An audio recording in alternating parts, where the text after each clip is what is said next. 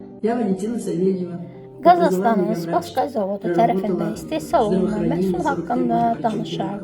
Bu məhsul hələ Sovet dövründə alimlər məşğul olublar və onların işi ciddi elmi araşdırmalara söykənib.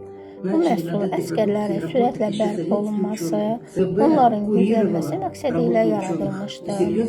Mən internetdə həkimlərin forumunda bu barədə elanı gördüm və mən məhz həkimlərin bu barədə nə düşündüyünü öyrənmək istədim. Onlar məhsulun effektivliyindən çox təsirli şəkildə danışdılar. Hətta illərlə yataqda olan xəstələri belə bərpa edə biləcəyini vurğuladılar. Bu məhsul bütün orqan sisteminə müsbət təsirini göstərir, orqanizmin öz-özünü tənzimlənmə prosesini işə salır, bədəni öz-özünü müalicə prosesinə başlayır. Bu məhsul 389 bitki komponentindən ibarətdir. Bu bitki 90 gün müddətində fermentləşdirilir və nəticədə çox güclü konsentrat əldə olunur. Bunlardan əlavə məhsulda 250-dən çox makro və mikro elementlər var, 8 ksanton var.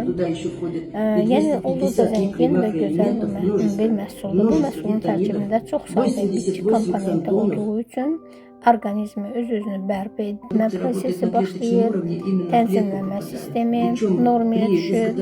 Bu şirkət yalnız sağlamlığınızın qayğısına qalmır, eyni zamanda biznesi də inkişaf etdirmək mümkündür. Усиливает действие продукции намного. В организме запускаются процессы саморегуляции и происходит регуляция иммунной системы. В этой компании можно оздоровить себя, можно получить здоровье и в то же время можно здесь развить бизнес. Когда мы в этой компании берем продукцию на 12 тысяч, мы не просто деньги отдаем и все. Нам выдают продукцию, 5 бальзамов, они называются нанобальзамы. Этого курса хватает на 3 месяца. Показаний нету вообще.